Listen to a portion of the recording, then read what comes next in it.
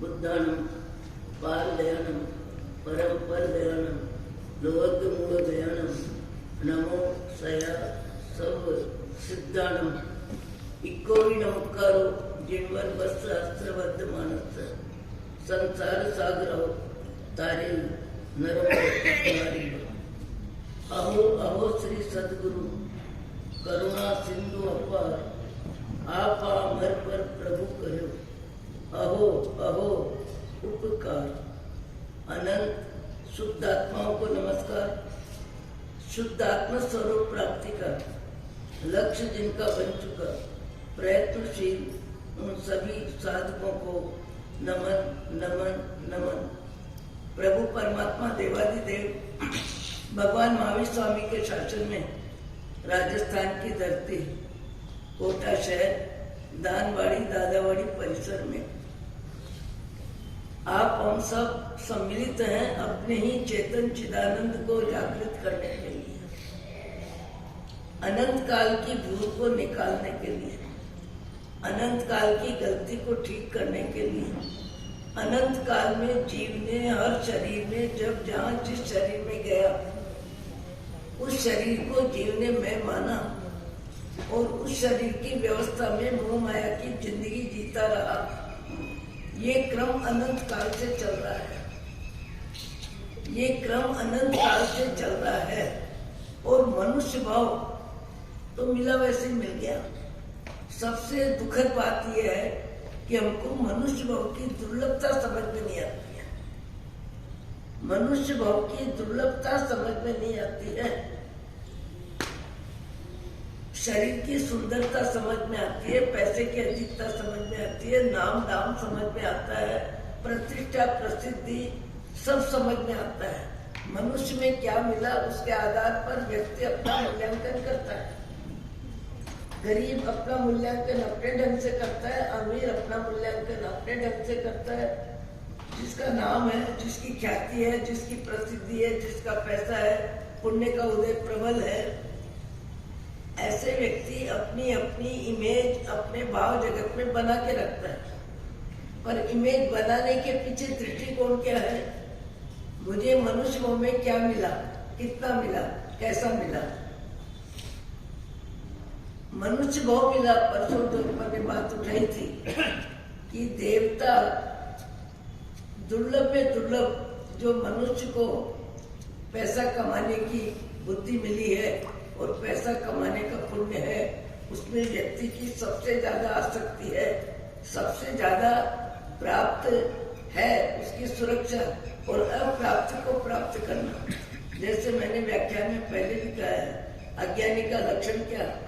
अपनी थाली को चाटना और दूसरों की थाली में झांकना। है उसमें आसक्ति और नहीं है उसकी अभिलाषा। पेट 4 रोटी खाने के बाद 6 घंटे के लिए निवृत्त हो जाता है। एक साथ एकात्म करने वाला भी 24 घंटे के लिए निवृत्त हो जाता है।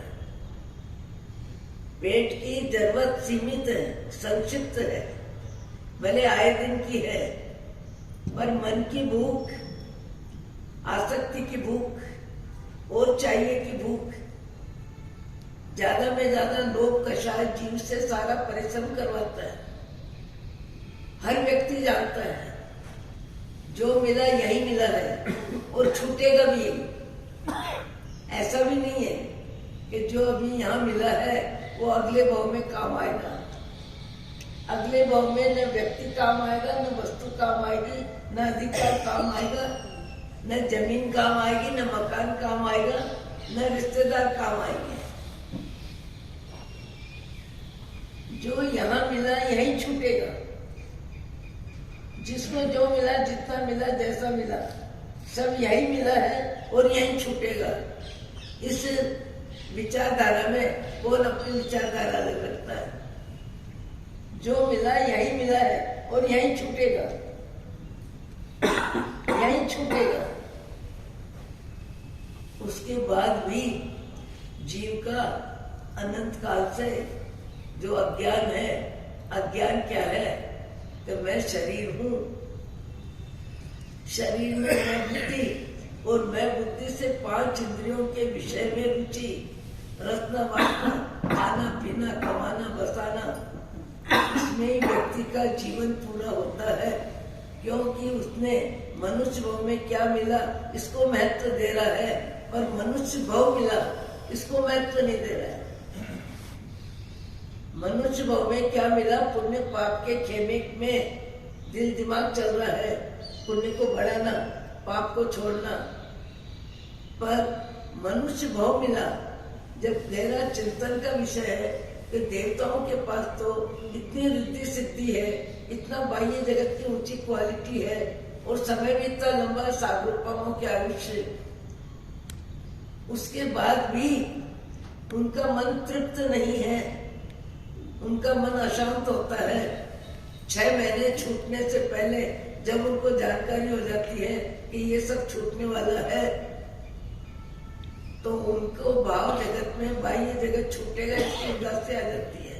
कितना लंबा समय, मनुष्य के पास तो समय क्या, 60, 70, 80 वर्ष, जो मिला, जितना मिला, जैसा मिला, उसका भोग उपभोग कब तक करेगा, उसके अधिकार को सुरक्षित कब तक रखेगा। मेरी जमीन, मेरा मकान, मेरा परिवार, मेरा धन, मेरा ब्याज बट्टे में पैसा जो भी है, वो मेरेपन का मोह, मेरेपन का अधिकार, मेरेपन का लोभ, मेरेपन का जो आसक्ति अहंकार है, उसका समय भी कितना है, उसका समय कितना, यही मिला है, जो यहाँ मिला यही छूटेगा, यही छूटेगा। तो छूटता है तो देवगति के देवों के पास वैभव पूरा आपका कोटा नहीं, पूरा इंदौर मध्य प्रदेश, इतना क्वालिटी का परिग्रह है। उसके बाद भी जीव परिग्रह से कभी तृप्त नहीं होता है। तृप्त होने का मार्ग निवृत्ति है। जब वो इरादे पूर्वक लोभ को छोड़ने का प्रयत्न करता है, तब उसका लोभ छूटता है। देवगति के देवों का भी आकर्षण खत्म नहीं होता है, तो मनुष्य जीवन में 60, 70, 80 वर्ष में कैसे मोह छूटेगा। पर देवता वहां रहते हुए भी भाव क्या कर रहे हैं कि हम सामयिक नहीं कर सकते, हम प्रतिकूल नहीं कर सकते, हम दान नहीं दे सकते हैं। दान किसको दे, सबके पास अनंत है। हम तप नहीं कर सकते हैं, हम त्याग नहीं कर सकते हैं। मनुष्य भाव मिले तो हम बाह्य जगत को छोड़ने के लिए, अंतर जगत में जीवन जीने के लिए और परमात्मा की शक्ति को प्राप्त करने के लिए हमको प्रयत्न करने का अवसर मिलेगा। कब मिलेगा? जब मनुष्य भाव मिलेगा। मनुष्य भाव मिलेगा तब हमको अवसर मिलेगा। वो मनुष्य भाव मिले, अपार वैभव आपके पास तो है क्या? 100-200 जोड़ी कपड़े होंगे, 100-200 तोला हीरे का जवाहरात का जेवर होगा, 10-20-50 करोड़ का परिग्रह होगा। और होके भी क्या होगा? संभाल के भी व्यक्ति क्या संभालता है? पैसे को संभालता है, सुंदरता को संभालता है, परिग्रह को संभालता है, सामान को संभालता है, मकान को संभालता है। छूटने वाले संसार को पूरा मनुष्य जीवन का समय व्यक्ति देता है और क्रोध मान माया लोभ के व्यवसाय में व्यस्त रहता है और क्रोध मान माया के लोभ में पाप का बंध करता है, पुण्य का भोग करता है, पाप का बंध करता है। और पाप का बंध होता है, उसका फल पशुगति है। पशुगति में पाप का ही उदय है, पाप का ही बंध है। मनुष्य दान दे सकता है, मनुष्य परमात्मा का भजन कर सकता है, मनुष्य त्याग कर सकता है, मनुष्य तप कर सकता है, मनुष्य स्वाध्याय कर सकता है, मनुष्य जड़ चेतन का भेद विज्ञान भाव में आत्मा और शरीर को अलग कर सकता है, आत्मा से परमात्मा बनने का मार्ग पकड़ सकता है। मनुष्य, मैंने पहले भी एक रोज बोला है, मनुष्य जन्म ऐसा है जहाँ व्यक्ति के लिए सब गलतियां खुली है। नरक में भी जा सकता है, त्रियंच में भी जा सकता है, देव में भी जा सकता है और मनुष्य मर के मनुष्य भी बन सकता है। मनुष्य भाव ऐसा चौराहा है जहाँ आप खड़े हैं, हम खड़े हैं, वहां से चारों रास्ते हैं। जब मनुष्य शरीर का आयुष्य पूरा होगा तब किसी भी गति में जीव अपने कर्मों के अनुसार, भाव के अनुसार आचरण के अनुसार चारों गति में किसी भी गति में जा सकता है, जबकि देव गति से मर के देव नहीं बन सकता, क्योंकि जितना पुण्य लेके गया था उतना पुण्य देव गति में इकट्ठा नहीं होता है। नरक का जीव नरक से निकल के नरक में नहीं जा सकता, क्योंकि जितना पाप का भुगतान करता है वहाँ उतना पाप के बंद की व्यवस्था नहीं है। और तिर्यंच गति में तो जाने के बाद जन्मों जियो मरो, जन्मों जियो मरो, अंतर्मुक्त का समय भी होता है, लंबा समय भी होता है, हाथी का शरीर भी होता है, घोड़े का शरीर भी होता है, बैल का शरीर भी होता है, बकरी का शरीर भी मिलता है, और मक्खी मच्छर का शरीर भी मिलता है, कीट पतंगे का शरीर भी मिलता है। रहने का सबका समय अलग अलग है, पर त्रियंच गति में लाखों लाखों शरीर है, जिसमें जीव बदलता रहता है। पाप का भुगतान पाप का उदय, पाप का भुगतान पाप का उदय, क्योंकि न तो वहाँ दान रुचि है, न भगवान का नाम है, न त्याग है, न तप है, जबकि खाने के लिए कुछ नहीं है, खाने के लिए कुछ भी नहीं है। कैसे कुछ नहीं है? देखो अभी सामने कबूतर बैठे हैं, कबूतर के पास खाने के लिए क्या है? जवार, बाजरी, गेहूं, चने, और क्या है? और क्या है खाने के लिए? कच्चा धान है, और वो भी पेट भी कितना छोटा है, शरीर कितना छोटा है, और जरूरत कितनी कम, पर उसके बाद भी उसकी तृप्ति नहीं होती है। दिन भर में भी लगभग 2-4 चक्कर काटता है, 2-4 चक्कर काटता है। रहने के लिए मकान कहाँ है? 2 पंजे के बल पे किसी मकान की छत पे कहीं जगह मिले वहां बैठा रहता है 24 घंटे। पशु गति में पाप का ही बंध है, पाप का ही भुगतान है। बार बार पशु गति में पाप का बंध क्यों है? हिंसा के विचार लगभग बने रहते हैं। मैंने कहा देव गति से देव नहीं बन सकता, क्योंकि इतना पुण्य नहीं है उसके पास वहां पे। और नरक गति में जितना पाप का भुगतान करता है उतना पाप का बंध भी नहीं है, पर पशु गति में बंध भी है, भुगतान भी है। बंध कैसे? हर समय हिंसा के विचारों में जीव जीता है। मछली को देखो, मक्खी को देखो, और गिलहरी को देखो, कसारी को देखो, बिल्ली को देखो, सबका भाव जगत किसी जीव की हिंसा में अपनी पेट पूर्ति की व्यवस्था के लिए मन लगा रहता है। पाप का ही बंध है, पाप का ही भुगतान है। पाप का बंध, पाप का भुगतान, ये क्रम चलता रहता है। एक मनुष्य भाव ऐसा है जहां जन्म लेके सत्संग और स्वाध्याय के माहौल में यदि उसके भाव में ऊंचाई है, अच्छाई है, निर्मलता है और ऊंचे विचारों को स्वीकार करता है, तो सत्संग सभा मनुष्य के लिए अपने भीतर झांकने के लिए दर्पण है।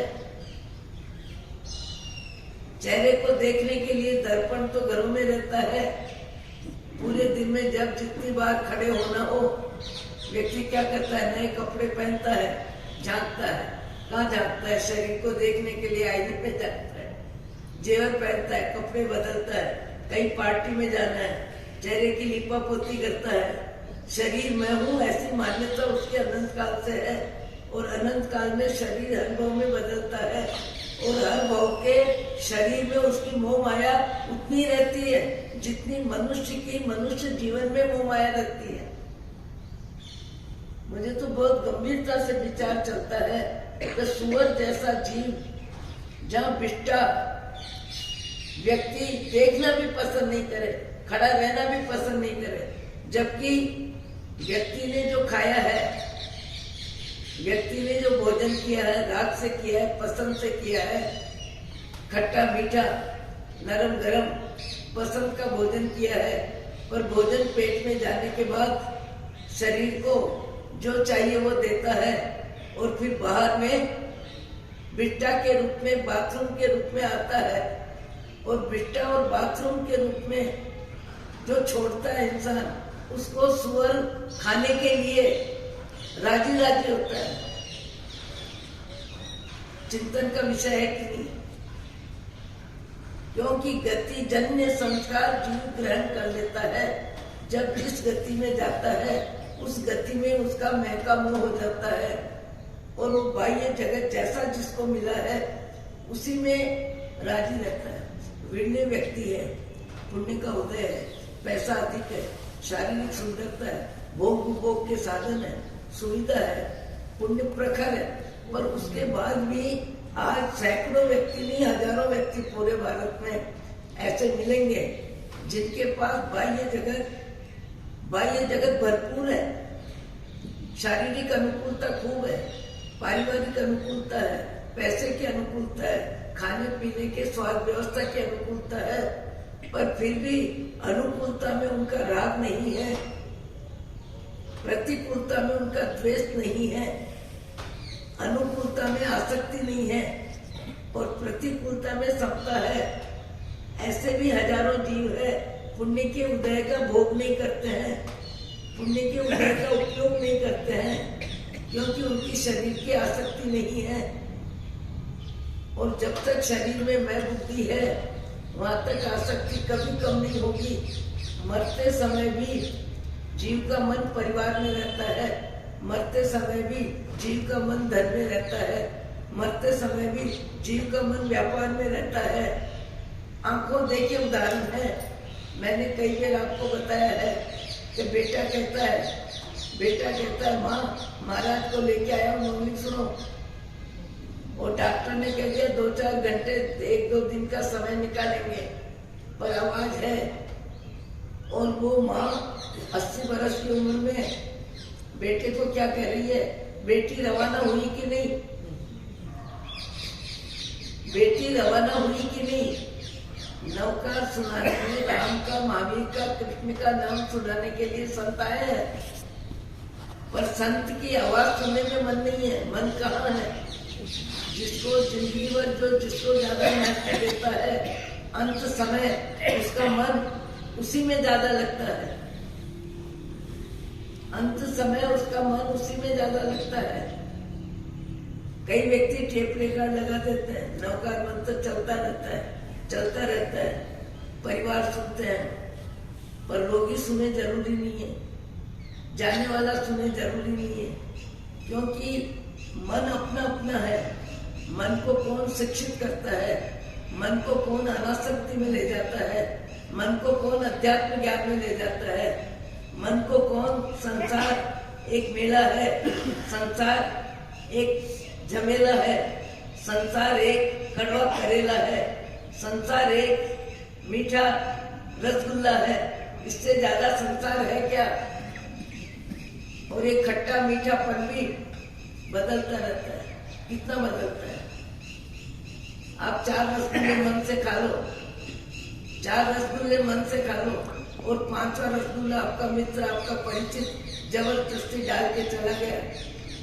आपको डालने वाले को क्रोध आया, मेरे को नहीं खाना, अब मेरे को नहीं चलेगा, मन मना कर देता है। लंबे समय तक व्यक्ति की भोग रुचि भी एक सी नहीं बनी रहती है, भोग रुचि भी बदलती रहती है, कभी खाने में, कभी पीने में, कभी पहनने में, कभी ओढ़ने में, कभी बच्चे को। कितनी मन से व्यक्ति दादा दादी होते हैं, आजकल तो पिता भी बहुत मोह करते हैं, बच्चे को छोड़ते ही नहीं है। बच्चे को गोदी में लिया और गोदी में लेके बच्चे को प्यार से दुलार रहा है, और बच्चे ने दूध पिया हुआ था, तत्काल उल्टी कर दी और नए कपड़े खराब हो गए। जिस मन से बच्चे को उठाया, मन बदल गया, बच्चे को दूसरे को देने का मन हो गया, लो इसको संभालो, इसको संभालो। मनुष्य का मन संसार में भी बदलता है, वैराग्य में भी बदलता है, त्याग में भी बदलता है, तप में भी बदलता है, दान में भी बदलता है, पर बदलने में मोह की अधिकता है या वैराग्य की अधिकता है, त्याग की अधिकता है या करुणा की अधिकता है। करुणा भाव सबसे जरूरी में जरूरी गुण है, करुणा भाव बहुत जरूरी गुण है, निर्मल गुण है, पवित्र गुण है, आत्मा को ऊपर उठाने वाला गुण है। आज भी संसार में कई व्यक्ति है जो अपने मन को ज्यादा में ज्यादा शुभ प्रवृत्ति में लगाते हैं, अशुभ से निवृत्त होने का ही पुरुषार्थ करते हैं। और कभी कभी तो दाम्पत्य जीवन में दोनों के विचार बहुत अलग होते हैं। जहाँ दोनों के विचार में सामंजस्य है, सत्संग में रुचि है, दान में रुचि है, भोग में रुचि कम है, परिक्रम में रुचि कम है, संस्कारों में सद्गुण ज्यादा है, ऊंचे अच्छे विचार ज्यादा है, वहां की बात छोड़ो। पर कभी कभी ऐसा भी योग बनता है, एक है त्याग में, एक है भोग में, दोनों की विचारधारा अलग होती है और दोनों की विचारधारा अलग होती है। तो ऐसे एक महामानव है जिनको मनुष्य जीवन समझ में आ रहा है, वो ज्यादा में ज्यादा शास्त्र स्वाध्याय करते हैं, सज्जनों की संगति करते हैं, परमात्मा का स्मरण करते हैं, शक्ति के अनुसार दान भी देते हैं, सेवा भी करते हैं, शरीर से भी करते हैं, विचारों से भी करते हैं, दवा देने में भी करते हैं। सब तरह से अच्छे विचारों की रुचि है। और दाम्पत्य जीवन है, पत्नी की रुचि खाने में, पहनने में, नया बसाने में और बढ़ाने में है, देखने में, दिखाने में है। और पतिदेव की रुचि अलग है, दोनों की रुचि भिन्न है। अब दोनों की जहाँ रुचि भिन्न होती है, वहाँ ऊंचे विचार वाले व्यक्ति को जीना भारी हो जाता है, भारी हो जाता है। क्यों कि विचार अलग अलग है और जीवन साथ है।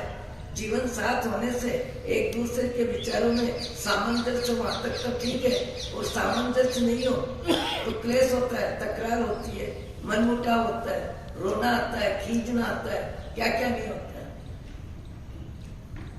वो पंडित जी हर समय स्वाध्याय करते हैं, व्यर्थ के विचारों में दिल दिमाग को जाने नहीं देते, भूत भविष्य के विचारों में वर्तमान को खोना ही नहीं चाहते।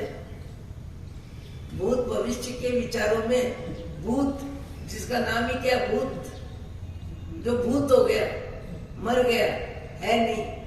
आज आपकी मेरी जिंदगी का कितना समय भूत हो गया कि नहीं, भूत हो गया कि नहीं। आज किसकी ताकत अपने को 16, 17, 20 वर्ष में दिखा सकते हो? फोटो दिखा सकते हो, शरीर को दिखा सकते हो क्या? फोटो बता दोगे, पर अपने शरीर को बताना चाहो कि आप 25 वर्ष के कैसे लगते थे, तो आपका शरीर बदल सकता है क्या? जीवन में सब कुछ बदलता है, पर भाव जगत कईयों का बदलता नहीं है। मौत सिराने आ जाती है, उसके बाद भी पैसे का ही महत्व रहता है, रूप का ही महत्व रहता है। अब पत्नी के विचार अलग है, पति के विचार अलग है। पति को 4 कपड़े में जिंदगी जीने का आनंद ले रहा है। बोले 4 कपड़े ही बहुत है, 4 जोड़ी बहुत है, 6 जोड़ी बहुत है। शरीर को ढकना तो है, और करना क्या है? शरीर को ढकना तो है, और करना क्या है? आज भी कुछ व्यक्ति ऐसे हैं, 4 जोड़ी 6 जोड़ी से अधिक कपड़े नहीं रखते। आज भी ऐसे व्यक्ति है, दिन में 2 बार बैठ के भोजन करते हैं, सूर्य की साक्षी के बिना, मुंह में पानी भी नहीं डालते हैं। आज भी ऐसे व्यक्ति है, सोना चांदी तांबा सबका परिग्रह का त्याग कर देते हैं। सब कुछ होते हुए भी मैंने देखा है दिल्ली में, अभी तो वो शायद दिल्ली में ही है, अपने पवन कुमार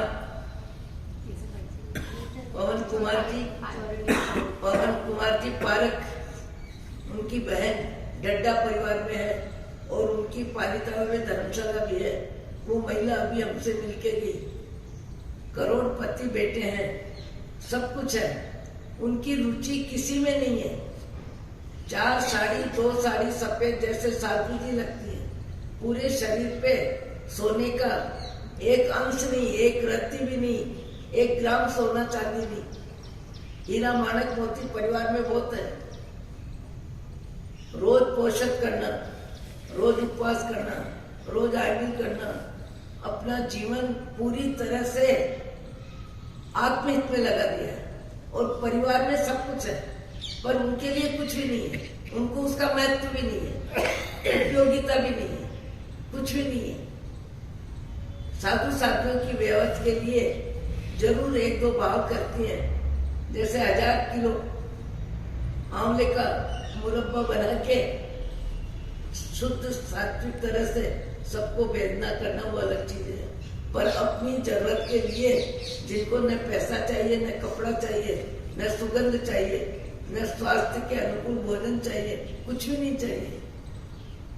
आज कई व्यक्ति जीवन में इतने ऊपर उठ जाते हैं। मैंने बताया था एक रोज कि कुमारपाल भाई को कल्पेश भाई ने उनके कमरे में वो लगा दिया एसी, क्या बोलते हैं उसको, एसी लगा दी। उन्होंने आके देखा और देख के अनुभव किया कि ये कौन लगा के गया, क्योंकि ऊपर छत का कमरा गर्मी में गर्म हो जाता है। आके उसको हटाया, हटा के जहाँ से आया वहां भेजा और मिलने पर कल्पेश भाई को कहा कि मेरे पुण्य का चेक मेरे जेब में पड़ा है तो तेरे को तकलीफ क्या है? मुझे पुण्य का भोग नहीं करना है, इसमें तेरे को तकलीफ क्या है? मुझे पुण्य के उदय का उपयोग जगत के जीवों के लिए करना है, परमात्मा की भक्ति में करना है, शास्त्र स्वाध्याय में करना है, मुझे संतों की सेवा करनी है, मुझे दीन दुखियों की जरूरत में उपयोगी बनना है। झुग्गी झोपड़ी वालों का इतना बढ़िया स्कूल बनवाया वहां पे, झुग्गी झोपड़ी में रहने वाले बच्चों का इतना ऊंचा, इतना अच्छा स्कूल, और खुद अपने शरीर में इतनी अनासक्ति कि 2 किलोमीटर धूप में दोपहर में भी घूमे तो साधन का उपयोग नहीं करें, चाहे अस्पताल जावे, चाहे बच्चों का स्कूल देखने जाए, चाहे साधु व्यवस्था में आवे, किसी साधु संतों की सेवा के लिए, दर्शन के लिए, तबीयत पूछने के लिए जावे तो लिफ्ट का उपयोग नहीं करें। लोग उनको 1000 बार आग्रह कर रहे हैं, प्लेन का उपयोग का त्याग है, प्लेन का उपयोग कभी नहीं करते। अपनी 4 जोड़ी कपड़े से ज्यादा कपड़ा नहीं, परिग्रह नाम अपने जीवन में 5000 का परिग्रह नहीं, और उनकी आवाज की पवित्रता की, प्रामाणिकता की, सेवा भावना की ताकत इतनी है कि कम में कम जैन समाज ने उनके माध्यम से 4 अरब पैसा पुण्य में खर्च किया है लोगों ने, और उनकी आवाज से किया है। पर उनकी आवाज का असर इतना ज्यादा होता है आने वाले पे, तो उसको लगता है इनके कहने पे मैं क्या करूं क्या नहीं करूं। पर खुद की जरूरत, सवेरे रसोईया रोटी बना के जाता है, मुसाफरी बहुत करते हैं सेवा कार्य में, बोले 2 भाकरी रखते शाम के लिए, आधी कटोरी सब्जी रखते। हम भी एक रोज दत्त सूरी दादाबाई धोलका में प्रतिष्ठा थी, उस समय हम भी थे वहां। मैंने कहा आप रसोइया को 20,000 जो भी देते हो तो शाम को 2 गरम रोटी तो नहीं बनवाते? बोले अपने लिए 2 रोटी बनवाने के लिए अग्नि का आरंभ समारंभ करूं, उसका समय लूं। मैं 20,000 इसलिए देता हूं कि वो मेरी चौकीदारी करे, मेरे निमित्त से बैठा रहे। मैं इंसानियत के नाते उसकी सुविधा के लिए सहयोग करता हूं, वो मुझे सहयोग देवे, ऐसे मेरे भाव नहीं है। सहयोग कम में कम लेना, ज्यादा में ज्यादा देना, ये मेरे जीवन का उद्देश्य है। अपनी जरूरत में सहयोग कम में कम लेना। उनका परिवार बंबई रहता है, करोड़पति है। एक 50 लाख की जमीन जबरदस्ती भाइयों ने रख दी थी, मां मरी तब उस जमीन को बिक्री किया कि मुझे तो चाहिए ही नहीं, जबरदस्ती भाइयों ने दी। 50 लाख रुपया तत्काल आने पर माँ की उम्र में अजैन अनुकंपा दान, जो जरूरतमंद महिलाएं हैं, जिनको पैसे की जरूरत है, जिनका परिवार बहुत ज्यादा व्यवस्थित संभालने वाला नहीं है, ऐसी 500 महिलाओं को 500 रुपया महीना 6 महीने तक देके 48 लाख रुपए का ओम शांति करी। मुझे 1 पैसा नहीं चाहिए, मुझे नहीं चाहिए। ऐसे भी व्यक्ति आज संसार में है, मुझे नहीं चाहिए। और चाहिए वाले कितने हैं? मैं बार बार कहती हूँ, शरीर तो बदलता नहीं है, व्यक्ति कपड़े बदल के राजी होता है, मकान दिखा के राजी होता है, कालीन नया बना के राजी होता है, सोफा सेट बदल के राजी होता है। राजी होके क्या होता है? जड़ साधनों को बढ़ाता है और पैसे का प्रदर्शन करता है और मोह और अभिमान को बढ़ा के पाप का बंद करता है। व्यक्ति की आवश्यकता बहुत सीमित है, इच्छा का विस्तार है सबसे ज्यादा, और इच्छा के विस्तार में व्यक्ति अपने मन को लगा देता है और प्राणांत तक लगा रहता है। और चाहिए और चाहिए और चाहिए, जिसको सम्मान जितना मिलता है और चाहिए, पैसा जितना मिलता है और चाहिए, धन्यवाद जितना मिलता है और चाहिए और चाहिए और चाहिए और चाहिए और चाहिए कितना भी। पर अभी मैंने बोला कि जो यहाँ मिला है यही छूटेगा, जो यहाँ मिला है यही छूटेगा। अगली गति में कुछ काम नहीं आएगा। अगली गति में क्या काम आएगा? कमाने में जो पाप की कमाई की है, उस पाप का धन, कमाई का लाभ परिवार लेगा, कपड़े बनाएगा, जेवर बनाएगा, मकान बनाएगा, कार खरीदेगा। बाप धन छोड़ के गया है। आज कई बाप 50 करोड़, 5 करोड़, 10 करोड़, 20 करोड़ छोड़ के जाते हैं। एक आंख में आंसू आता है पापा के, दूसरी आंख मुस्कुराती है, इतना छोड़ के गए। इसका दुख कम होता है, छोड़ के गए उसका सुख ज्यादा होता है। इतना छोड़ के गए, इतना छोड़ के गए, इतना छोड़ के गए। पाप का भुगतान कौन करेगा?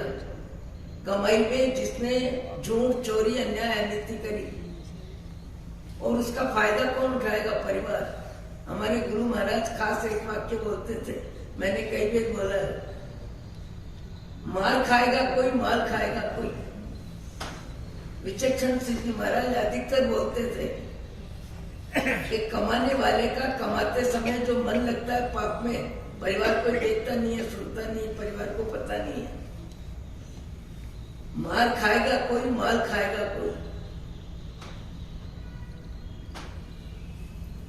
व्यक्ति के जीवन में जब आत्मानुभूति का मार्ग पकड़ लेता है, परमात्मा की कृपा हो जाती है, संत वाणी सुनाती है और जीवन में सद्गुण बढ़ाने की रुचि आ जाती है, तो व्यक्ति अपने जीवन में कम अपने जीवन की दीवार पर सज्जन के सद्गुण तो जीवन में प्राप्त करता ही है। सज्जन कहलाए, इतने सद्गुण तो जीवन में आने ही चाहिए, और इतने जीवन में आते हैं तो सज्जन की सदगति होती है, दुर्गति नहीं होती। दुर्गुणों से दुर्गति होती है। हम दुर्गुण बढ़ाने में जिंदगी लगा रहे हैं या दुर्गुण घटाने में जिंदगी लगा रहे हैं। वो पंडित जी की पत्नी, जिसका आकर्षण केवल खाने में, पीने में, पहनने में, बसाने में, बोलने में, और पंडित जी का मन पूरा स्वाध्याय में, जाप में, ध्यान में, दोनों का संयोग है, पर संयोग में विचारों का तालमेल नहीं है। पंडित जी सोचते हैं कि मेरे पास तो इतना है नहीं जितना इसको चाहिए, और मेरे को कमाने की लालसा भी नहीं है, इससे दोनों के विचार नहीं मिलते। पंडितानी एक दूसरे की बात करते, देखो उसके घर में ये है, उसके घर में ये है, उसके घर में है, तुम्हारे घर में क्या है? और उनको घर अपना मन ही लगता है, और अपने मन को सुधारने का मनुष्य भाव में चांस मिला है, और चांस में उनकी रुचि है कि पत्नी इस भाव की है, अगले भाव में मेरे कहाँ काम आएगा ये चीज। पर ज्यादा ही बोल ज्यादा करती थी। अरे पंडित जी, जब देखो तब पोछे लेके बैठते हो, कभी कुछ मेरी इच्छा पूरी हो, इसके लिए भी तो कोई मेरे को चांस बताओ, कोई मार्ग बताओ, कोई नुस्खा बताओ, कोई समय बताओ कि जिससे मेरे जीवन में इच्छा पूर्ति के लिए बेटा भी धन कमा दे, पर धन चाहिए मुझे। एक रोज पंडित जी को पढ़ते पढ़ते ऐसा ही कोई नुस्खा मिल गया, और नुस्खा मिला, देखा और सोचा मेरे काम का तो है नहीं, मुझे तो चाहिए नहीं। पर मेरी पत्नी बहुत मानसिक रूप से परेशान रहती है, और उसका अपना विचार है, उसके संस्कार है। संस्कार कोई किसी के बदल नहीं सकता है, बदलने का मार्गदर्शन दे सकता है, बदलने के लिए अपना जीवन उदाहरण बना सकता है, पर संस्कार जिसके जो है वो बदलना चाहे तो खुद ही बदल सकता है, दूसरा किसी के कोई संस्कार बदल नहीं सकता। बदल नहीं सकता। एक बाप बेटे के संस्कार नहीं बदल सकता। एक माँ 3 वर्ष के बच्चे के बुखार को बदल नहीं सकती। अपने शरीर में बुखार ले ले और बच्चे के शरीर का बुखार उतार दे। आंसू बह रहे हैं, बच्चे की बुखार को देख के माँ के आंसू बहते हैं। आंसू किस बात के बहते हैं? बच्चा तप रहा है बुखार में। बच्चा मेरा है, ये मोह है। मोह इसलिए उसको अशांति है। अशांति क्या है? मेरा बच्चा है और वो तकलीफ में है। उसकी माँ को बहुत तकलीफ है, पर माँ की ताकत नहीं कि बच्चे का बुखार अपने शरीर में ले ले और बच्चे को अपनी स्वस्थता दे दे। कर्म जो बंधन करता है भोगना उसे ही पड़ता है।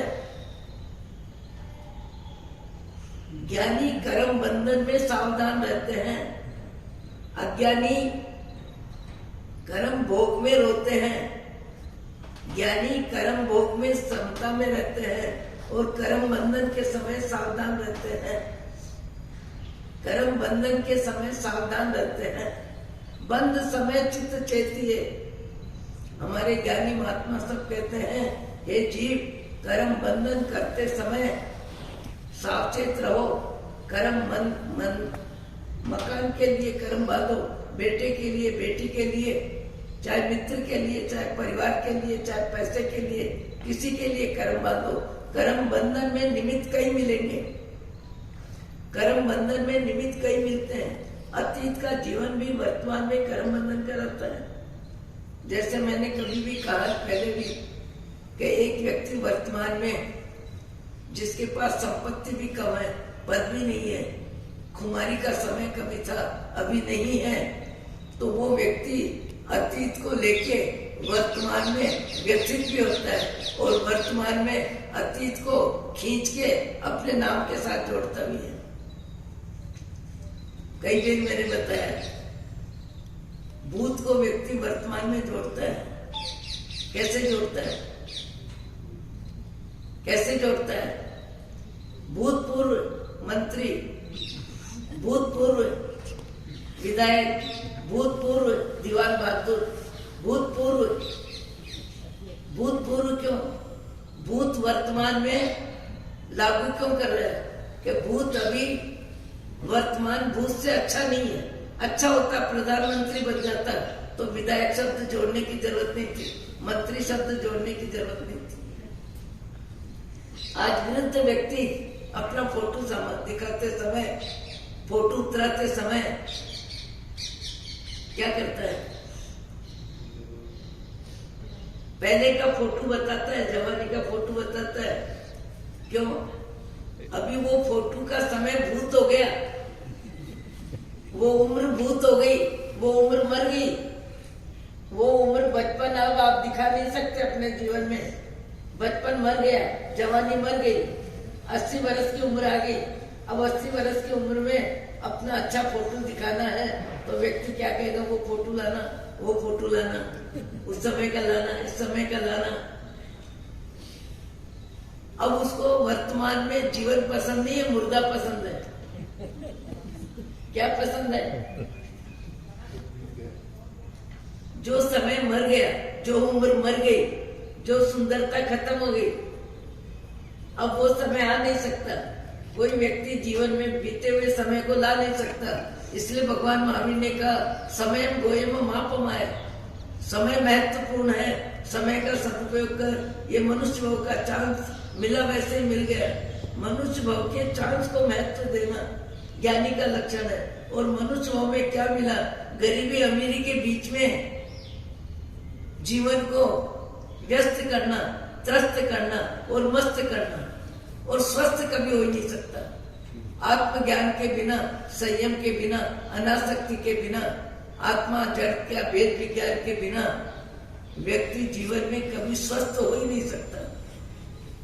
आज सवेरे ही मैं साथी जी के साथ बात कर रही थी कि गस्सु कुमार को शरीर जल रहा है और आत्मा सहज है। ये कैसे? शरीर जल रहा है, शरीर का असर आत्मा पर नहीं हो रहा है। आत्मा रूपी है, शरीर रूपी है। वेद विज्ञान, तत्व ज्ञान, आत्मज्ञान होने के बाद व्यक्ति को शरीर का सुख और शरीर का दुख दोनों उसके आत्मा में असर कम कर देते हैं, असर कम हो जाता है। कई व्यक्ति खाने की लालसा में जरूरत से ज्यादा भी खा ले, और कई व्यक्ति स्वाद की आसक्ति नहीं है, स्वाद का त्याग है, स्वाद पसंद की चीज खाना नहीं है, क्योंकि पसंद का राग भी छोड़ना है। अपन ज्यादा में ज्यादा पसंद के राग में जीते हैं। ज्यादा में ज्यादा क्या है? पसंद की राग। बहुत सामान्य बात है। मैंने एक व्यक्ति को कहा कि आपका शरीर डामाडोल होता है, अब लकड़ी लेके चलना चाहिए। बोले महाराज लकड़ी लेना अच्छा नहीं लगता, क्यों? मैं बूढ़ा दिखाई दूंगा। अरे बूढ़े तो हो गए, दिखाई क्या दोगे? शरीर वृद्ध हो गया, दुनिया को दिखाई दे रहा है, पर आदमी अपने बुढ़ापे को स्वीकार नहीं करने के लिए गिरते पड़ते चलता है, पर लाठी लेना पसंद नहीं करता। मैंने कईयों को देखा। मैंने कहा लकड़ी लेने में दिक्कत क्या है? व्यक्ति का हाथ पकड़ो, उससे ज्यादा लकड़ी का सहयोग ज्यादा अच्छा मिलता है, और लकड़ी लेके चलने में आदमी का संतुलन बना रहता है। पर कई व्यक्ति शरीर वृद्ध हो गया, उम्र आ गई, जाने के दिन आ गए, पर वो शरीर की बनावट और शरीर की व्यवस्था व्यक्ति को मन में नहीं भाती है। इसलिए मैं लाठी लूं तो बूढ़ा दिखूंगा। अरे बूढ़े तो दिख ही रहे, दिखोगे क्या? बाह्य आत्मा, बाह्य आत्मा बाह्य जगत में जीती है, बाह्य जगत को मानती है, बाह्य जगत में सुखी दुखी होती है। आत्मा का ज्ञान मनुष्य भाव में हो सकता है, और उस आत्मा के ज्ञान को लेके ही अपन आए दिन बैठते हैं। आज भी सवेरे मैंने कहा भाई लोगों को आके बैठना पड़ता है, दिवाली के दिन है, दुकान मकान साफ करना है, दुकान सजानी है, माल जमाना है, अपन व्याख्यान बंद कर दें। तो साधु जी ने कहा 2 आवे कि 10 आवे, जिनकी रुचि होगी आएंगे। आप सत्संग 1 घंटे का बंद मत करो, चौमासा उतरने पे तो बंद होना ही है, पर सत्संग का लाभ मेरे जीवन में कम न हो, ये मेरी खास ख्वाहिश होनी चाहिए। सुनने वाले सुने या नहीं सुने, माने या नहीं माने, मेरी आत्मा मेरे विचारों को माने, मेरी आत्मा मेरा परिग्रह का राग छोड़े, मेरी आत्मा मान कषाय कम करे, मेरी आत्मा को प्रसिद्धि प्रशंसा कुछ नहीं चाहिए। मैं भगवान से बार बार प्रार्थना करती हूँ, भले भिखारी के घर में जन्म हो, आत्मा का ज्ञान मिले। संसार से कुछ नहीं चाहिए, हकीकत में न देवगति का वैभव चाहिए, न मनुष्य गति का नाम चाहिए, कुछ भी नहीं चाहिए। आत्मा का ज्ञान होने के बाद आपके जीवन में समता आएगी, सहजता आएगी, निर्लोभता का गुण आएगा, क्षमा का गुण आएगा, समता का अभ्यास बढ़ेगा। जो प्राप्त है पर्याप्त है, जो प्राप्त है पर्याप्त है। मैंने एक रोज कहा कि एक वृद्ध व्यक्ति टोंक चातुर्मास में व्याख्यान में आके बैठते थे। जो व्याख्यान में आके बैठते थे उनका, हम जंगल जाते थे, अभी शरीर बदल गया, तो जंगल जाते समय उनका मकान बीच में मुझे दिखाई दिया। मुझे लगा बादशाह साहब बैठे हैं, सामने दिखाई दे रहे हैं, रोज आके बैठते हैं, चलो अपन धर्म लाभ देवे। मैं अंदर गई, बादशाह साहब को देखा, अति वृद्ध शरीर, दांत डांट सब निकल गए हैं, और एक हाथ में रोटी है और दूसरे हाथ से रोटी को नरम करने के लिए पानी की बूंदें डाल रहे हैं। मैंने अपनी आंखों से देखा, और घर के सदस्य किसी वजह से बाहर गए होंगे, उनके अलावा कोई मुझे दिखाई नहीं दिया, होंगे तो भी पता नहीं। मैंने कहा बादशाह साहब क्या कर रहे हैं? सत्संग का असर उनकी आत्मा में कितना ज्यादा होगा। कितने समय से गोरखपुर की पुस्तकें पढ़ी होगी, स्वामी राम सुखदास जी की पढ़ी होगी, हमारे जैसों का सत्संग किया होगा, कई संत मिले होंगे, और जीवन में संत की शिक्षा काम आ गई। मुझे लग रहा था बादशाह साहब को देख के, क्या लग रहा था? बादशाह साहब को मैंने पूछा, बादशाह साहब क्या कर रहे हैं? बोले महाराज जो काम दांत नहीं करते वो काम हाथ से कर रहा हूं। सहजता से बोले, सामान्य शब्दों में बोले, उसमें रति अरति, क्षोभ, क्रोध, परिवार की सेवा की कंप्लेन कुछ नहीं। महाराज कुछ नहीं, जो काम अब दांत नहीं करते वो काम हाथ से करना। मैंने कहा भाई साहब, इस तरह की रोटी बुढ़ापे में खाना बहुत मुश्किल है। तो फिर उन्होंने मुझे जवाब दिया, महाराज बूढ़ी गाय को सूखा घास मिल जाए वो भी बहुत है। उस व्यक्ति ने मुझे कभी नहीं कहा कि महाराज याद रखना मुझे, पर वर्षों के वर्ष बीत गए। उस व्यक्ति की क्षमता, उस व्यक्ति के शब्दों में अभिव्यक्ति, जो वर्तमान की परिस्थिति है उसको स्वीकार करना, भूत भविष्य के विचारों में नहीं जाना और वर्तमान में क्षमता से जीना। मुझे लगा उस व्यक्ति का नुक्सा है, शब्द में नुक्सा मालूम पड़ा मुझे। एकदम सहज बोल रहे थे, एक शब्द नहीं बोला। घर के सदस्यों को लेके, परिवार को लेके, सूखी रोटी को लेके, रूखी रोटी को लेके कुछ नहीं बोले। जो महात्मा बहुत ऊंची स्थिति में पहुंच जाते हैं वे वर्तमान में जीते हैं। वर्तमान जैसा भी है, व्याधि है, उपाधि है, समाधि है, वर्तमान में जीते हैं। भगवान महावीर ने कहा, वोइमम समय मां पमाए, वर्तमान में जीना, वर्तमान में जीना। आत्मज्ञान की प्राप्ति के बाद व्यक्ति को वर्तमान में जीना आता है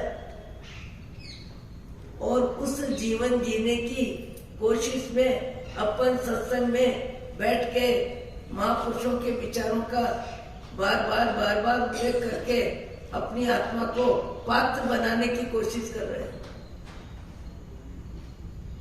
कि हमारा बाह्य जगत का रंग राग कम हो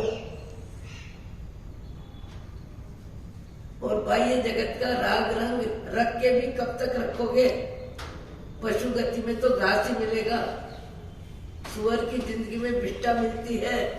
जब जिस गति में जीव जाता है उस गति के लायक उसका मानस बन जाता है। एक भाई दूसरे भाई के यहाँ मनमुटा हो तो चाय पीने नहीं जावे, मिले तो अनमने मन से मिले। कभी आप नोट करते होंगे, जब विचार नहीं मिलते तो सामने व्यक्ति निकलता है, प्रणाम करने का मन नहीं होता, उसको देखने का मन नहीं होता, उसके साथ बात करने का मन नहीं होता। क्यों? विचार नहीं मिलते। विचार नहीं मिलते हैं, इसलिए राग की जगह क्या? हल्का द्वेष है, हल्का द्वेष है। इसलिए चित्त की प्रसन्नता नहीं है, सामने वाले को देखकर कुछ नहीं हो रहा है। ये राग और द्वेष जिसको समझ में आएंगे उसी को समझ में आएगा, और जिसको समझ में आएगी आत्मा वही राग द्वेष को छोड़ने का प्रयत्न करेगा, और राग द्वेष को छोड़ने का प्रयत्न करेगा वही आत्मा के मूल स्वरूप में परमात्मा पद में जाएगा। भगवान आपको, मुझको, सबको सद्बुद्धि दे। आप कहोगे महाराज मैं तो यही बात करती हूँ, रोज यही करती हूँ। इसी बात में रस है। कभी न कभी जीवन बनेगा, जरूर बनेगा। जब ख्वाहिश होती है तो मार्ग भी मिलता है, और मार्ग मिलता है तो व्यक्ति मार्ग पे चलता भी है, और चलता है तो पहुंचता भी है। अहो अहो अहो श्री सद्गुरु करुणा सिंधु अपार, आपा मरे परे प्रभु करियो अहो अहो उपकार। जे स्वरूप समझा बिना पायो दुख अनंत, समझायो ते पद नमो श्री सद्गुरु भगवान। परम पुरुष प्रभु सद्गुरु, परम ज्ञान सुखधाम। जेहने आप्यो मानने तेहने सदा प्रणाम। बेवचता जेहनी दशा बरते देहासी, ते ज्ञानी ना चरण हो वंदन अग्नि। शारदा में गच्छाधिपति के संसारी भाई मुनि जीवन में चौमासा कर रहे हैं। कचरू जी